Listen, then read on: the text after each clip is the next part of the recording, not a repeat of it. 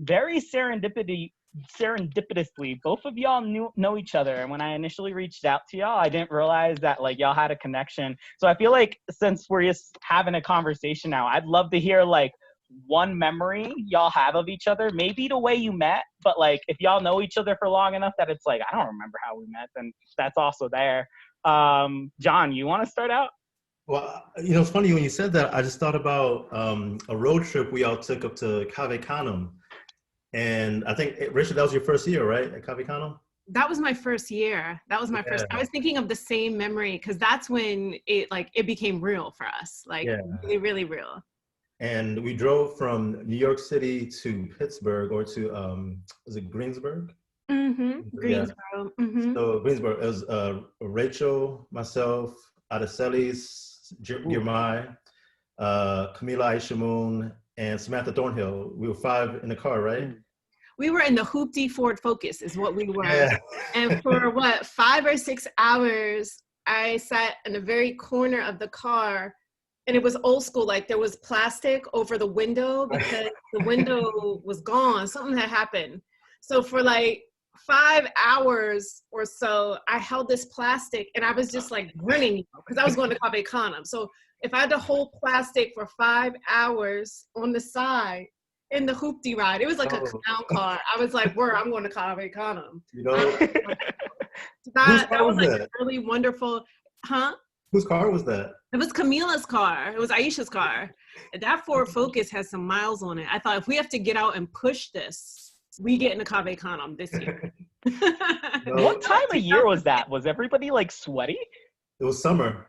It was summer, so everybody was sweaty in that car all together. But you know what? I remember, because this happened too, it was raining on the way up, so it wasn't that hot. And I remember it was raining because, one, Rachel, you were holding the plastic, and I think Adaselis had packed us a lunch with like peanut butter and jelly sandwiches, and a lot of those joints got wet or something like that. So, you know, she's like, I got sandwiches for you. And it was just like these wet PB&Js. Like, you ate them though? If Adaselis Girmay make you a sandwich, you won't eat it. Gotta eat it. You know what I'm saying? Holy ghost inside you, you better eat that sandwich. You know? So yeah, so that was the yeah, man. So at least as far back as that, and that was 2006. Mm-hmm. 2006. Yeah. It was 2006, and these are the guest faculty that were there, were Rita Dove and Lucille Clifton. That was just how it began. Yeah. It was, I mean, who else? It was Toy and Cornelius, and Patricia Smith, and Kwame Dawes, Cyrus Castells, and Elizabeth Alexander. And then Rita Dove and Lucille Clifton. I might be forgetting somebody though. Is that it? That sounds like everybody. I think that was it, yeah. And I mean, and that was Reginald Dwayne Betts' first year at Kontemporary. Who Ross Gay was there. We graduated that year. I mean, there's history. There's history, and history is within the history, you know? Mm-hmm. Yeah. I don't know how to room Dwayne. What was that? It was the first year I met Dwayne in 2006 too. Reginald Dwayne Betts. It was a whole bunch of people. Randall Horton Marcus. Yeah. So many people. Mm-hmm. Mm-hmm. Mm-hmm. It's like crazy that the room doesn't just catch fire with that much energy in it. Like all the like magic and all of that. Have both of y'all, since y'all know each other, did y'all work on any of these poems with each other, like send each other drafts and stuff like that? Because I feel like that might be a place to start. I don't know what kind of poetry relationship y'all have. Well, I feel like for me, and my answer is really brief to this, I feel like there's certain kind of sibling energy or kinetic energy that is always in the room with me when I'm at work. So in the same way that John beautifully expressed, like I have this many years or something, like I feel like it's not I am the poet, but I am alone. It's like I'm actually holding space with my peoples. And I feel like a lot of times when I'm writing towards them. Christian Campbell, it's just a whole bunch of people who are kind of like, they're present, even if I don't send them the literal work. Mm-hmm. They're kind of in the work, similar in the way where I feel like a lot of poets, you know, like Black Arts or Harlem Renaissance, like they were kind of all writing toward each other, even as they were addressing the world, or even like addressing like their own inner life, they were in conversation with each other. And so for me, it's like, I feel like I always hear John, or I'm thinking about John, Nicole, his wife, like that's all like familia. So it's like, they're always there. And for my own self, I think I don't really, unless I'm struggling with the poem, I'm unlikely to share drafts with people. And that's just my own process, just because I also take a really, really long time, and I'm really fooling around with it all the time. And so by the time I'm really ready to show it to someone, it feels really toward the point where I actually want it. But there are some poems I know that I've shown over the years to people. It depends what it's about, or what I'm trying to do, or if I just need that kind of like third ear, or extra pair of like just eyes and heart on the work. What about you, John? Well, I like this idea of the family, right? Because something I've been thinking about and saying recently is how the reason that I try to pay such close attention to craft, and that I revise and take the time that I do to write the poems, is because I look at it as if I'm feeding loved ones, right? So it's not that, you put all this work in so that, you get accoladed, but I put this work in because I know Rachel's gonna read my poem. I know Nicole's gonna read my poem. I know Dwayne's gonna read my poem, right? I know that Jasenia Montilla's gonna read my poem. And so you put everything you can into this meal so that you serve up something that's gonna feed them, right? So in that same vein, when I'm cooking, if Rachel's in the other room, I want her to have her feet kicked up, relaxing. I don't want her coming to the kitchen all the time. Yo, what do you think about this? What do you think about this? What do you think about, you know what I'm saying? So chill, and when this meal is ready, I'm bringing it to you. And I hope you dig it, right? And I do think, going back to Cave Canem, there is this sense, because writing is such a solitary practice, having attended Cave Canem, and I'm sure it's the same for Cundiman and Cantamundo, Vona, right? All these communities where you're working and you're up at midnight because you have a poem due the next day. You're up at 2 o'clock in the morning, and in these rooms around you, there are also people working, right?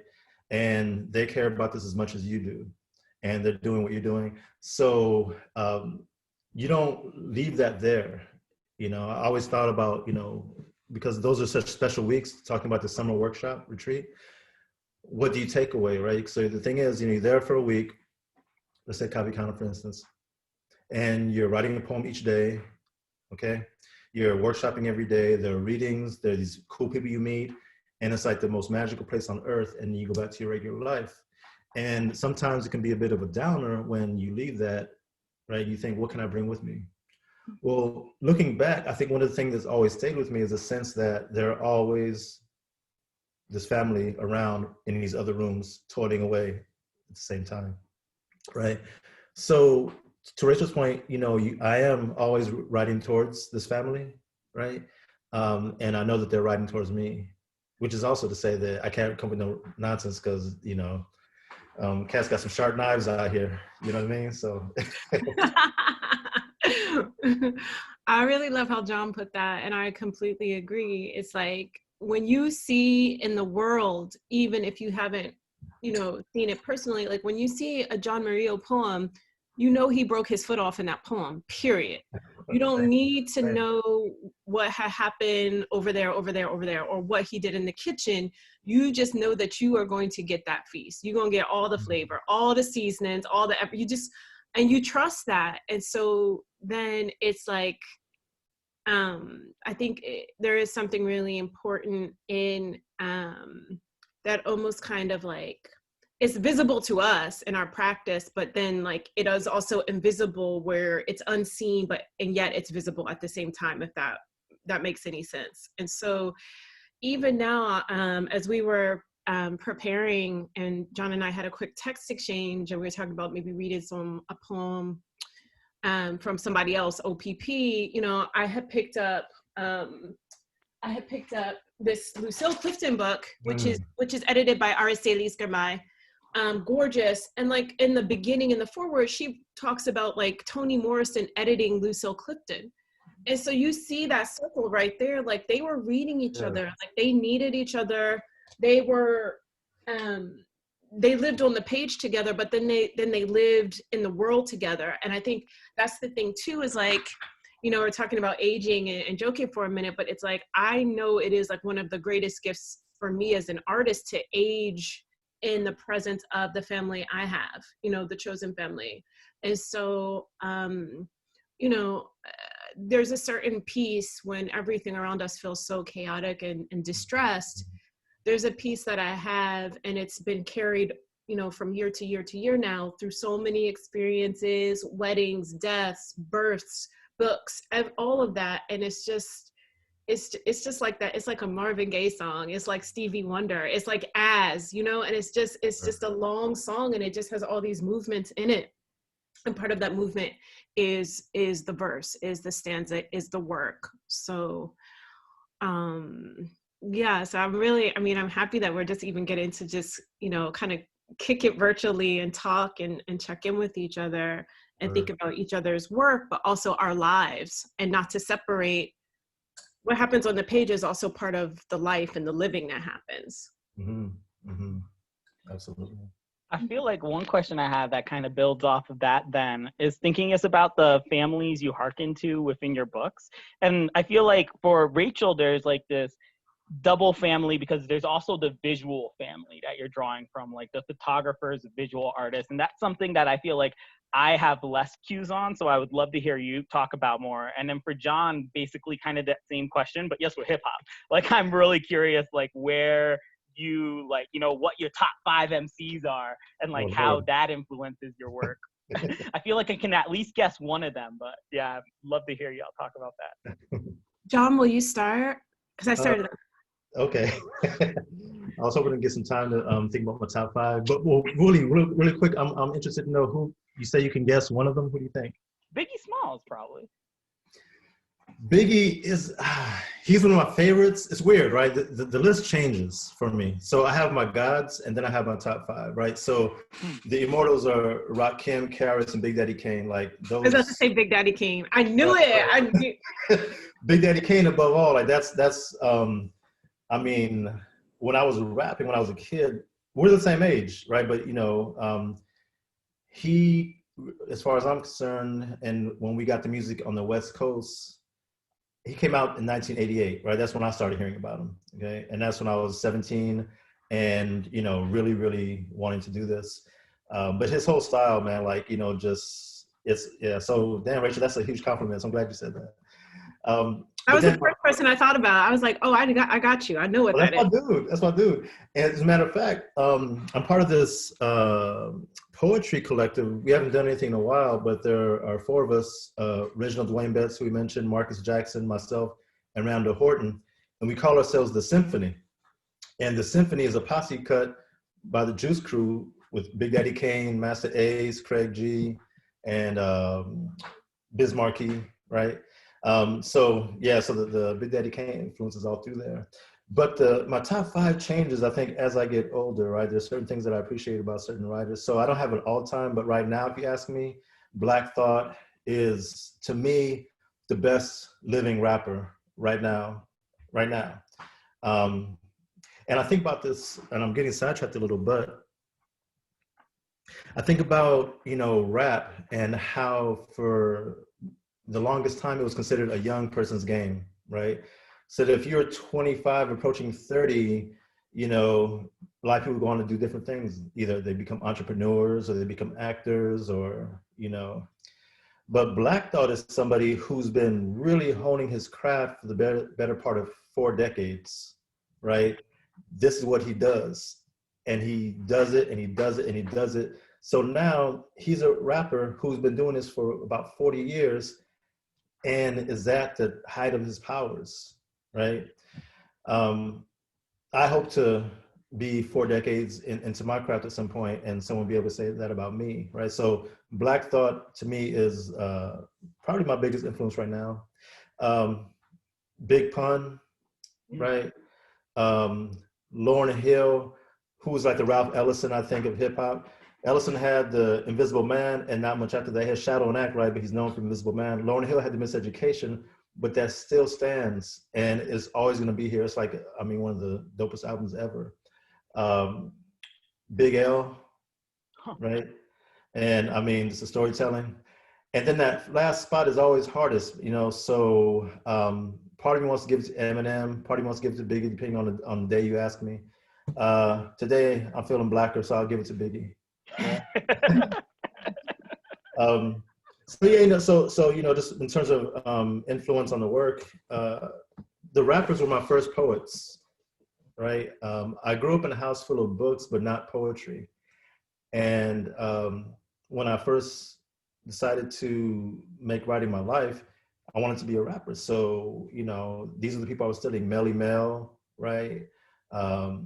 Rappers who were actually witnessing and using all the techniques that we use in our poems to tell stories, right? I always tell people I could teach a whole class using nothing but rappers. And we could talk about imagery, we could talk about metaphor, simile, meter, rhyme, assonance, consonance, narrative structure. It's all there in your best rappers, right? So I got to poetry relatively late, poetry proper, I guess, almost in my 30s. But I've been listening and studying and practicing rap for a decade and a half prior to that. So it does influence my work. Even though I don't necessarily consider myself a hip hop poet, the same way maybe Yusef or Michael Harper might consider themselves a jazz poet, but I do acknowledge that that's, you know, definitely part of the foundation.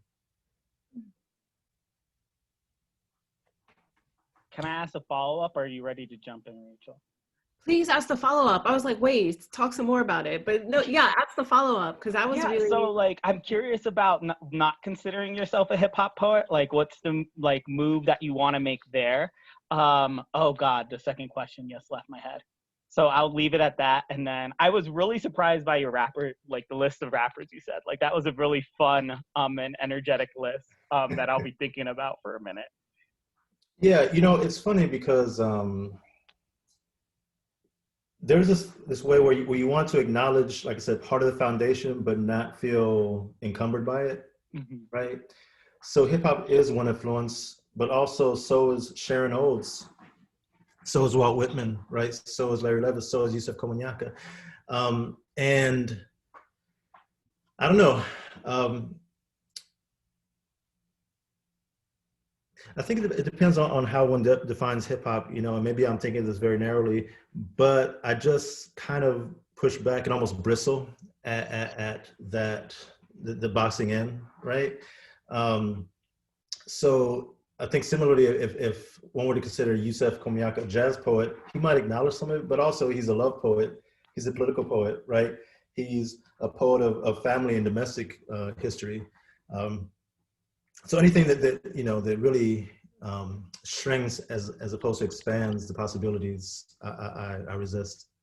That makes complete sense. Thank you. That was a really dope answer. The follow-up question I had, that's a super important one. So is there like a secret John Murillo mixtape out in the streets somewhere that like dope like fans of y'all, like people who knew you back when would be able to cook up and be like, yo, I got this mixtape, you should hear the bars on this? Or like, is that a possibility? Or you know, there is, I don't have it. And I want to get it, and I'm actually researching and have been looking at the Library of Congress, because we had some, when I say we, I had a group, I was the rapper and I had a DJ, and we recorded a few demos back in 89, 90, and I don't have them anymore, but they were copyrighted. So I'm doing some research to try to find out if I can go to the Library of Congress, the archives, and somehow get my hands on those recordings. Because I mean, there was one other person who had them, he had to actually reel to reels, and he died, so there's no way for me to get them. But unless I can get them from the Library of Congress, and that's something that I hope to accomplish within this next couple of years. I don't know if anybody will ever hear these once I get my hands on them, but I want them, I want to hear them. Thank you for sharing that so much. I'm all about poets having like secret mixtapes they're just dropping or like have in their back pocket. Absolutely. We need the vinyl joint. We need the whole situation here. That's what we need. But yeah, you know, I want to pick up on there's and a lot of the things that John just shared, I really like this notion of like this kind of expansiveness, or like needing, when you think about your identity, we're all like in some form or version shapeshifters as far as pouring language, image, rhythm, silences even into our spaces of trying to like articulate our lives. And when you have that, you have the politics of that, you have the love of that, you have the fear of that, you have the family energy,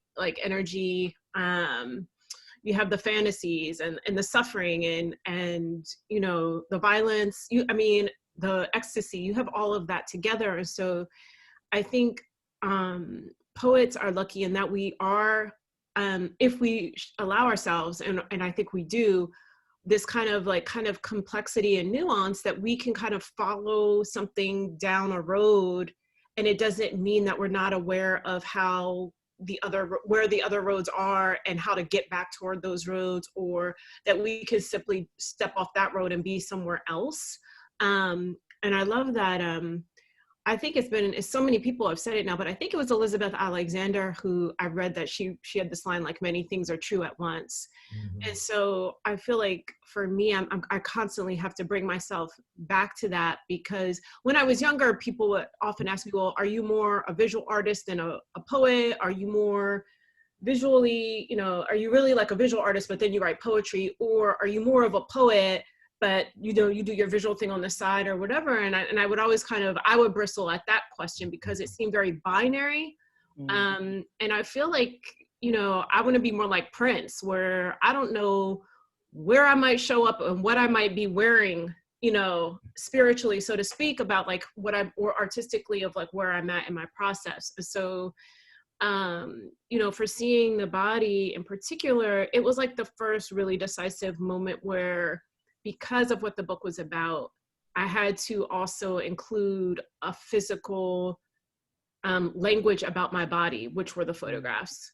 Whereas before, I would kind of edge up near the idea, but then I would think, oh no, then people won't take the language seriously, or then it will be a distraction, or why are these illustrations like, and I feel like the world is actually catching up, where you can now have, if you think of like Claudia Rankine's Citizen, or someone like Mattia Harvey, or even like, I think Kevin Young's last book, the Brown album, or I think it was just called Brown. It was like there were images in the back. But people, I think it is because of technology and media, are finding it less risky to suddenly turn a page and see some images. I mean, I'm thinking right away of Terrence Hayes, How to Be Drawn, and different things, or, bringing in the visual beyond just like the form of the ekphrastic poem, like to literally really have it in and ask the reader to do some work with the images, as opposed to, oh, there are pictures here, and skipping them or looking over them, or feeling suddenly turned out of the work or excluded from the work, because there's like something they have to kind of, read or enter in a way that they are not mostly trained to do when it comes to poetry. So, I think visually for me, when I try to think of like, what would be like my visual list, it's something that changes all the time. I can always look at Romare Bearden's work and feel like I'm also reading a Toni Morrison novel. I can look at the work of like Louise Bourgeois. I really love her work. Carrie Mae Weems, Lorna Simpson, Betty Saar,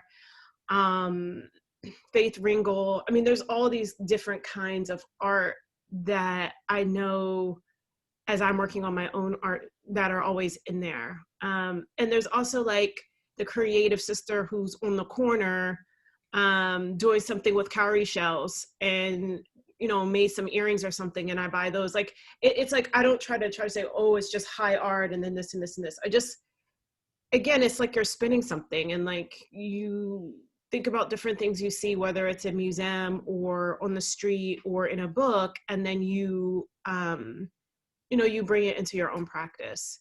But I constantly going to museums, going to galleries, seeing different things. Like Glenn Ligon, like literally uses language as his image. He really brings that in. Kehinde Wiley is doing something. You know, it's like all these different people. Now too, there's been this explosion, this like renaissance of Black artists that's happened, you know, in the last years, that certainly John and I have, you know, started in 2006. If I think about how the art world is, and the kind of like, it's like the Cave Canem of art now. I mean, it's just like, you know, I think the most interesting is African and African American, Afro-Latina art, basically Black, Brown, Native art, Indigenous art. It's just so, there's so much there, and people are finally catching up. And then you think about those who years ago, when no one was around, who, you know, I'm thinking of like Notes of a Woodshed, or like Alma Thomas, and people who, Jacob Lawrence, there's a big Jacob Lawrence thing that's happening now, like they just persisted and kept doing the work. And so, you know, I know something that is true, especially between John and I, like our attention to the work. Like we do not play when it comes to doing that work. And I think then that manifests in the poems, but also like the practice of being focused on the word. It certainly is reflective in the poetry of, you know, Yusef, Willie Perdermo. I mean, you feel the work, like, you know. And so, and Sharon too, like there's so many people where even though, you know, the seams aren't showing, but you can feel that you're wearing, like that's a well-made thing right there, you know. And I just find that really beautiful. I've gone all around your question, I think, but that's today at this moment, feeling really happy to see my brother and grateful that we're all in this space today. That's what I can say. Yeah, and hi to the person who has joined us. Yeah, it's Fanny from Artists in Mexico in Utah. She's wonderful. I'm really happy she was able to join us in the room. I feel like that's question that like thought about like how much work is put into these poems is like really evident when you're looking at like both of these books. And I guess one question I have that maybe this could like lead us into like a bit of the poetry reading is like when you think about your book and like how this feels like a rude question to ask, now I'm second guessing it, but like part of the question is just like which poem in the book do you hold closest to yourself just because of the amount of work you put into it?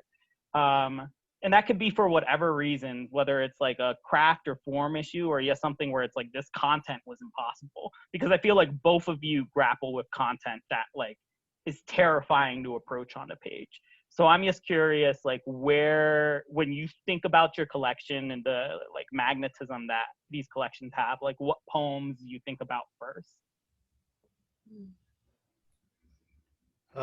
It's hard to answer, and not to, you know, you always hear the cliche about your poems being like children and having to pick from among your children a favorite.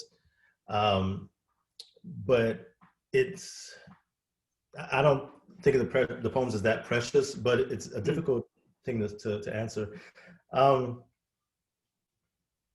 think maybe for me, it would be the long poem, upon reading that Eric Dolphy transcribed, even it calls a certain species of birds. Just because of the way the poem came together, it came together very slowly over a number of years. And I don't mean the writing of it, I mean just the narrative itself. So there's one incident that happens, there's one incident that happens in the mid-90s, right? And I'm trying to write about the incident and it just doesn't come around, right? And then something else happens a few years later, right? I'm walking down the street, I see two guys fighting in the middle of the street, and I start trying to write about that. That poem doesn't happen, right? It's just, you know, just there's resistance. And then I come across an article, I can't remember which paper it was in, but it was talking about the jazz musician Eric Dolphy and how he used to like to transcribe bird calls because he thought there was something very earnest, very honest in their music that he wanted to get into his own song. And that made something else click for me, which then led to another childhood memory. And then the poem just not started writing itself, but it started flowing, at least the first draft, right? But this is after, I'd say 14 years of struggling with these other poems that never happened, nothing ever happened. So now the narratives are working their way into this new poem. Now I have a draft. And had I written those poems a decade and a half sooner, I wasn't the poet that I was when I was able to write this poem, meaning I had not studied as much as, years go by and you get better, right? Mm-hmm. You just do.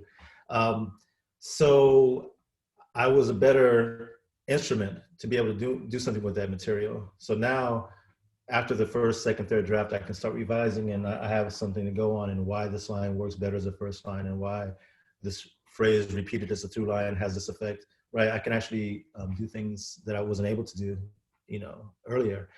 But I would say for that reason, and also because in that poem, I think there are equal parts fact and truth, right? And sometimes the fact and truth are not always the same thing. So it was this, I guess, where I kind of feel like I hit my stride. And I think I'm using that as a baseline now for everything else that I'm writing going forward, meaning I want to at least be able to do that in poems. That was such a magnificent answer. Damn. Thank you. Rachel, are you ready, or should I ask John a follow-up? Oh yeah, no. If you have a follow-up, you can, because I mean, The follow-up. I also wanted praise too, like to have this poem in couplets.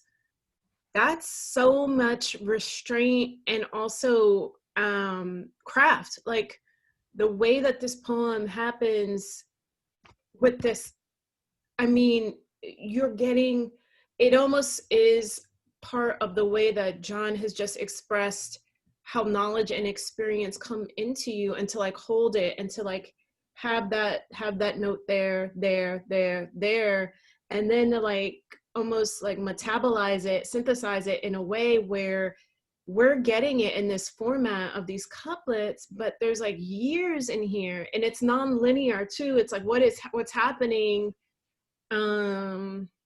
I mean, and the questions too. I mean, this like, and is a lamentation not its own species of song? I mean, damn. I was like, wait, what? Like, yeah, that's pretty hot. That was a hot line. That could just have been the end, and we would have all been grateful for that meal, right? But then it goes on. So you just, it's like you're going on, but then you stop and you open and you get your breath and you put that breath. Like, there's some moments in this poem, Lord. I've had this book basically since it came out, and that poem for me, especially the birds, it just what's happening, the animals at the end, it's just so much. So maybe that's my way of too. Like, I would like to hear your follow-up question. for John about this poem. No, I feel like a lot of what we're talking about is like wrestling with the work and like developing it and like crafting it. And I feel like one of the things that this like barely has to do with what we were talking about, but one of the things that struck me about contemporary American poetry is that I follow John Murillo's work a lot because I love a lot of it. And one of the poems I thought would definitely make it in was Ars Poetica, which I can't remember what journal it came out in, but it's just this dope poem. So like when I read books like Seeing the Body, books like Contemporary American Poetry, where it's like, there's so much dope stuff that also gets cut out. So I'm kind of curious, yes, like what that process has been with like for y'all as well. So Rachel, feel free to answer the previous question if you want to, or like tail that in however you want to, or if John's just ready to jump in. Yeah. Well, just on that one, Ars Poetica, I can't remember where it was published either, but it became on Magical Realism. The poem. Oh, what? Yeah. So the character Tiny that shows up in that poem, it was part of the other poem, and you probably wouldn't recognize it because I've made so many changes.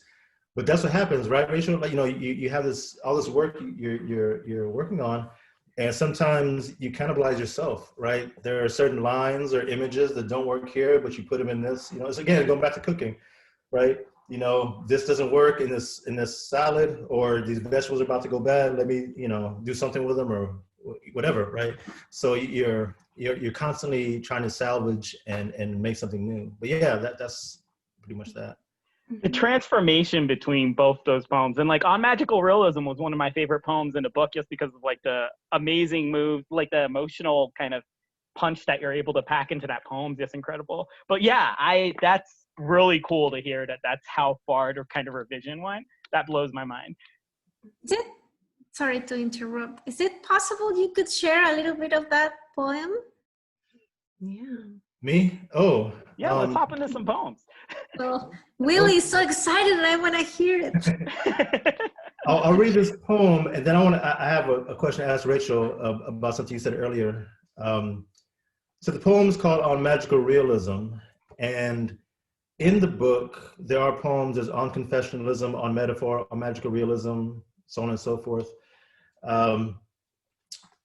Where the poems, I don't know, I'm still trying to work out the relationship between the title and the text and what work the titles are doing. I think I'm still learning about that as I'm reading the poems. Yeah, so I'll just leave it at that. I was gonna try to come up with a real quick answer to that question, but I'll just, On Magical Realism, Ontario, California, 1981. Stained with rosaries and skeletons, some virgin or another praying on his shoulder. Tiny shuffles toward and leans heavy as if trying into the first perfect hook my father will land that summer.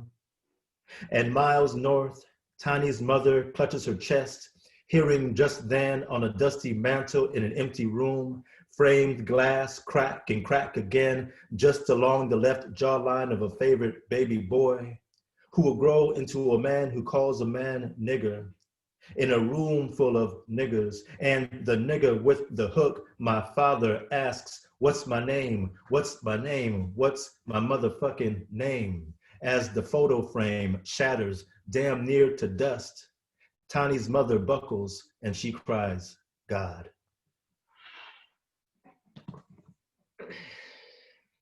Rachel, here's my question to you.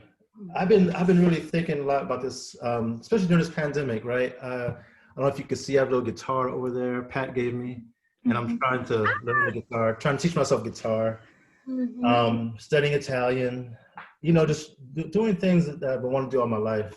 This pandemic gives you time to, right? But I've been thinking a lot lately about the difference between a dilettante and a polymath, right? So dilettante, somebody who just kind of toys around here and there, but a polymath, somebody who's really good at several things. And I consider you a polymath. Like, and this book here, I feel like it's a culmination of so much, you know, the work that I've been seeing you do over the years, right? And to your point, the photos don't just feel just tucked in here or arbitrary at all, right? They're not illustrations, they are in conversation with the work. So, you know, to me, this is like, I don't think either of us are at the height of our powers, right? But so far, like I see so much coming together in this work. How do you approach, so you mentioned earlier how you don't compartmentalize necessarily, and I've always wondered this about you, like how are you able to practice, you know, not just play with, but you practice all these different arts, and it feels like you really, really dedicate yourself to each in a way that doesn't seem like, it's almost, I mean, for real, like when I see this photo here, the self-portrait where you have, you know, the typewriter and the camera. I remember the first time I saw that, I was like, oh, that's how she does it. There's two of her, at least two of her, you know? I'm like, and there's probably another one taking the picture, right? I'm like, that's how. But like, it's incredible to me. Our friend Patrick Rousseau is the same way. Like, dude can dance his ass off. He's a multi-instrumentalist. You know, he speaks like 4 languages, dope ass poet. And he's even doing visual art. I don't know if you know this, Rachel, but he's like drawing and painting now too. Like how, like, I don't know. I guess the question is how?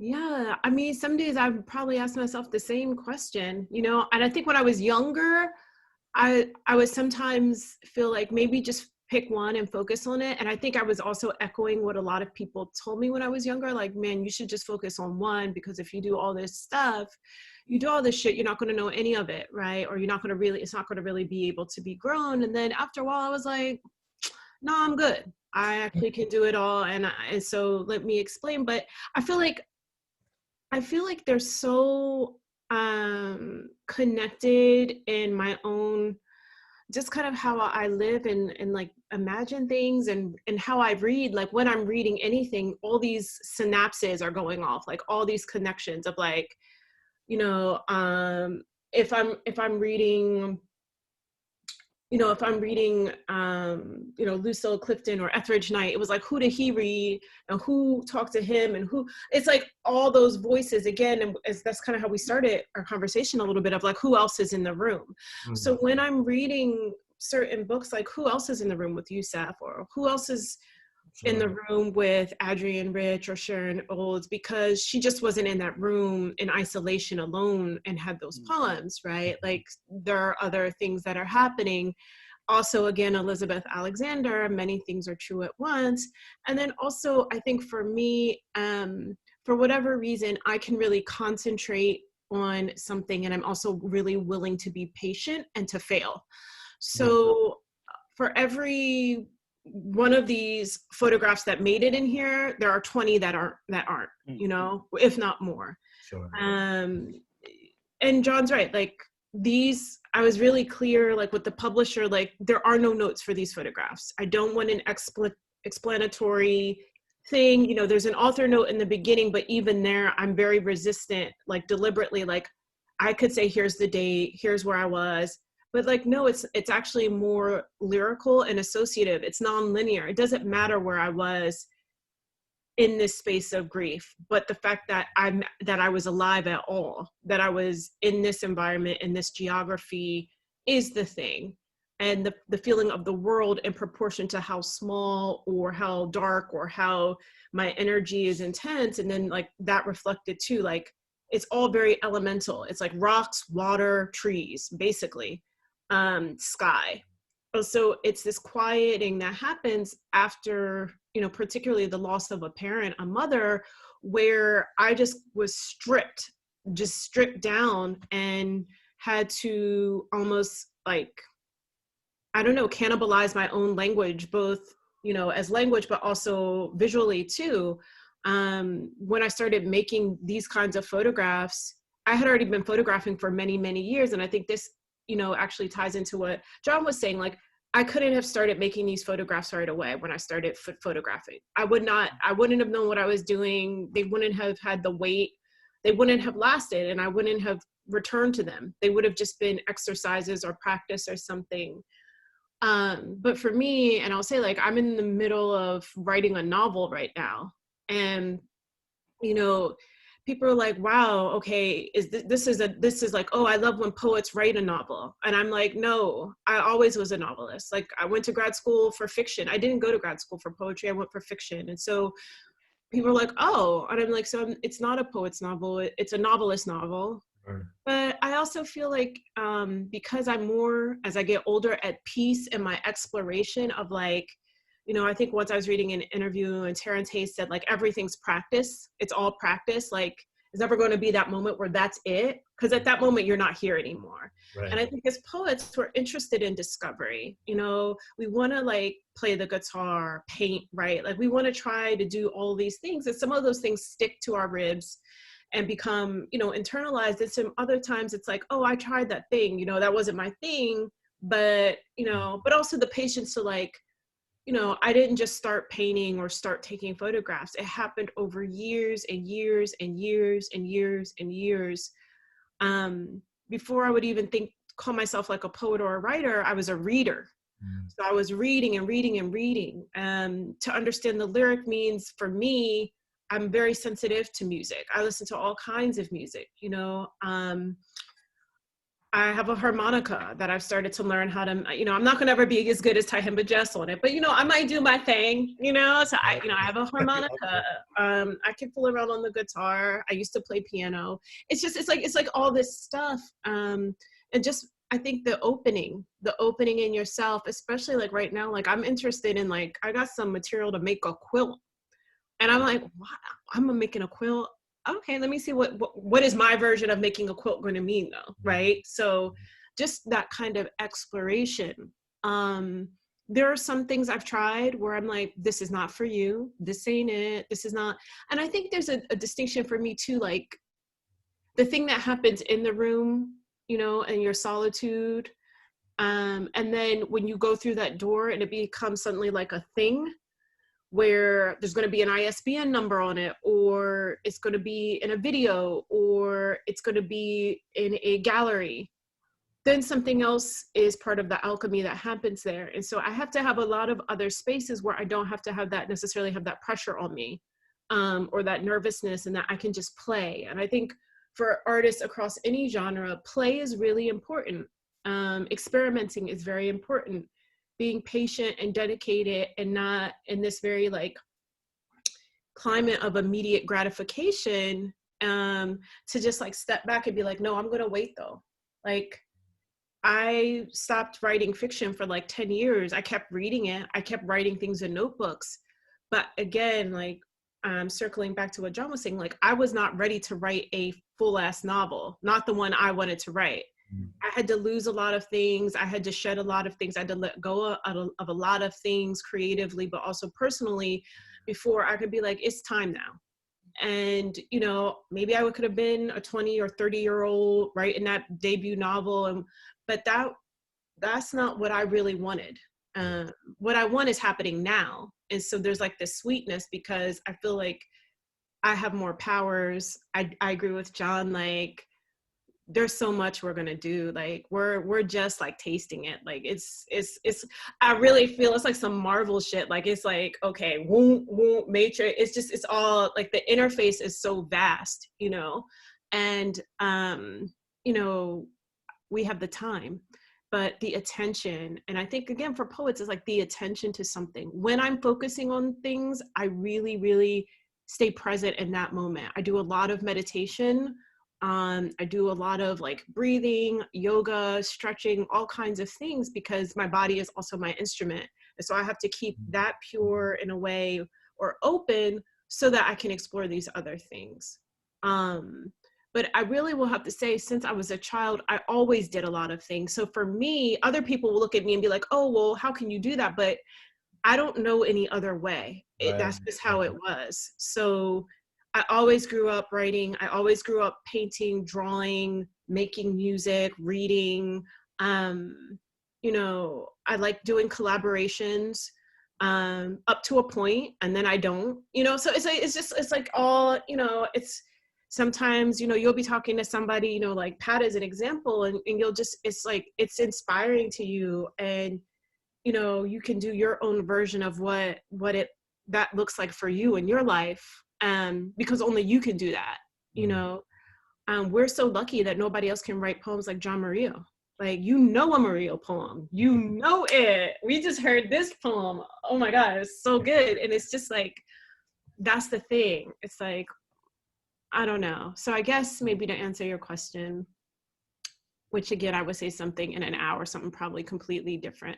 Right. But, you know, I think of people, you know, I would say family of ours, you know, Ross Gay is another person who does a lot of strong visual art, but also grows this garden. I mean, vegetables, trees, fruits, all these kinds of things. And it's like all of these different things. I think about, you know, poets like, you know, Mark Strand, who also did visual art, or I think about even like Youssef, who will do a lot of musical work with bands, plays, he's written all kinds of things. And, you know, I think that, you know, for some people, it's like the poetry may be the spine, but you have to grow the body. So there's going to be other things. And for some people, they're able to do, I'm thinking of the artist like Laurie Anderson, like her skill is this polymath thing where she can do all these different things, and she doesn't feel charged to privilege those things against each other. And I think I feel similarly, like, right. You know, language has its organs in me, as does visual art, as does, you know, any other thing I might do. And I don't try to separate them. I'm just much more willing to see what will happen if I join them. And in some ways, this book feels probably maybe my most honest, because it's all there. It is all there. Like, it's just, I remember I was interviewing Dwayne Betts for Paris Review, and he was like, this is my grown ass man book. And I was like, word, when he's talking about felon. And so I think I'd say my own version as like, I'm a grown ass woman. This is my grown ass woman book. And that doesn't mean that the other books weren't after something, but there's something that has happened here that I know I can't go back before this book. Like I can't go back to that writing or that perspective. So it's now become some kind of bar for me. And I appreciate that. And I appreciate everything it took to get to that bar. And that's like your living, you know? Let's dive into some poems. Can we read a few poems just back and forth? Yeah. Maybe one or two each or something, just looking at the time. Yeah, let's do that. Here you go, Rachel. John, do you still want to do OPP? We Or don't do have, you think with time? You think with time maybe we should just... yeah, let's just do our own work. Yeah. Okay. Yeah. We brought a lot of names into the room though, didn't we? We did, absolutely. Okay. Do you wanna start? No, I already read a poem. Okay. I'll read the title poem, and I think Willie, you know, the question that you asked John about, you know, was there a particular poem in the collection that, you know, there's something in it. I would say the first poem in Seeing the Body, which is the title poem, and the last poem, Good Death, took the longest and most amount of years. I would say probably over 4 years, 4.5 years, where different things would happen. But I just knew, I was like, you gotta wait. You just gotta wait and like listen and keep listening. And so I think in Seeing the Body, much of the poem happens in the space after the self is like trying to listen to what is absent, but also what is much more powerful and present. Seeing the body, she died, and I, in the spring of her blood, I remember my mother's first injury, surprise of unborn petals curling red, then dark around her wrists. Some fruit she cut, some onion, some body with skin and sharp seeds. She fed me. She lived us and I. She held we and I. She kept speaking with those flowers falling from her blood, taking her across the sky to death. I remember her voice like a horn I never want to pull out of my heart. In the next life, which is here and here, I gather every mouth that ever sang my mother's blues. She burned and she talked back hard at God. Oh, my mother, she danced unbroken too. Veil of grief on my back, opening into something black I wear. A life of flesh, like a petal or fruit or burning. I've carried everything, and I'm tired. My mother survived and but she did not live. She told me nothing and she was waiting the entire time. How does the elegy believe me? Together we crossed the sky. There was a gate and we walked through the world like that. She wrote we and I. She was last or never seen and brown eyes without life opened her eternity when the air in her stopped. And she was last seen dying. She was too silent for the first time in her life. The spring of my mother's blood, hot and God, the dark, dark beyond the closed door that won't move again.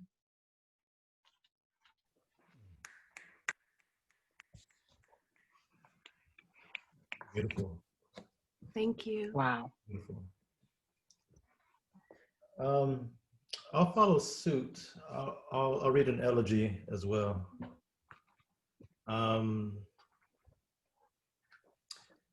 This is poem ending and beginning on lines by Larry Levis. And what do you need to know? In here, there is a chant for the Orisha Ogun, who is, short of it, a Yoruba deity associated with iron and ironwork in the forest. And I mentioned in here a couple prisons, San Quentin, Soledad, and Folsom. And I think that's pretty much it. Poem ending and beginning on lines by Larry Levis. Because you haven't praised anything in months, and because iron, because 2 10-pound plates, when pressed to 6 wheels in late sets, are enough to drive better men to dust. And because the young bucks curling near the mirror have paused their pretty work to watch your old ass snatch from the bench's buckling uprights, all 335 goddamn pounds, you summon the saint of iron, the blacksmith in palm skirts fisting his machetes, to give you just a little bit of what you need to bring it down, to bang it up, just once, just this once. Ago, Baba Mi, Ogun, Awaneleo, Ogun, Kobu, Kobu. Of course, the young bucks chuckle at this Ugga Bugga babble, this strange ritual gibberish of an old timer, obviously in the parlance of the place, dead set to fuck himself up. But you break the weight, you do. And the room falls quiet, save the quiver and clang of iron on iron, the few slim seconds it takes to turn back time. Lift off, and you're a young man in an old city, no beard, no gray. Lift again, and Parliament is pulsing from a ghetto blaster perched on a pair of milk crates in a neighbor's yellow yard. Your 16-year-old self is writhing under another bar, what feels like 2 tons crushing you dead, and Robert Caldwell's glaring from behind the bench, yelling for you to drive it all up. Robert Caldwell, barrel-chested, chiseled, and damn near 300 pounds, who pushed a pallet jack for 12-hour shifts after 20-something years, stretched across San Quentin, Soledad, and Folsom. Robert Caldwell, the triple OG who once threatened his boss with a box cutter for woofing loud or holding eye contact a little too long, has, for reasons unknown, chosen you for his pet project, promising to forge you into something unbreakable. Said by summer's end, you too will have grown men flinching when you flex, and the women, oh, the women, will make disappear all the deep, deep ache a man inflicts on himself, or rather, all the pain Robert Caldwell will inflict on you. For make no mistake, this will be a summer that hurts. Deadlifts, box squats, power cleans, and curls, the egg yolks nasty, the slither down your throat, drop sets, pyramids, 21s, and cheats. The day you learn how Robert Caldwell found his father dead. Days dead, the day before, a stolen desert eagle spent and sprawled near what once was a face. Robert Caldwell drops this on you hard between sets, but doesn't push to break down sobbing. Push, nigga, push, says Robert Caldwell. Pain is weakness leaving. Push, nigga, push, become something unbreakable. Robert Caldwell doesn't break, or take a day to mourn, or ring your phone late night to chat about regret, or counsel you to love better than you've been. He does what any good iron worker does. He works. And he works you all summer long, sets and reps and pressure and flame and all the requisite ache. You don't break exactly, but come close to buckling. That summer and summer since, so much burn, so much weight, so much. You'll leave 3 women, the rest will leave you first. You'll bury your own father, lose 4 friends to gunfire, 1 to a jailhouse noose. Your hands will shame you often. But first, this. O.G. Robert Caldwell, his jigs, blocks, and hammer. O.G. Robert Caldwell, backlit by the sun. Ogun, Owanileo, Ogun, Kobu, Kobu. How beautiful this man, his trust in iron, what it gives us, what it takes, what it gives again. He yells for you to push, you push. Robert Caldwell, you think, would have loved this beat down Brooklyn hole in the wall, its ripped leather seat backs, all its stale air. He'd have loved the rusty dumbbells, the dirt-caked mirror, the young bucks circling you now, watching and waiting. You stare hard into that mirror, into your beard and gray, crow's feet and furrows.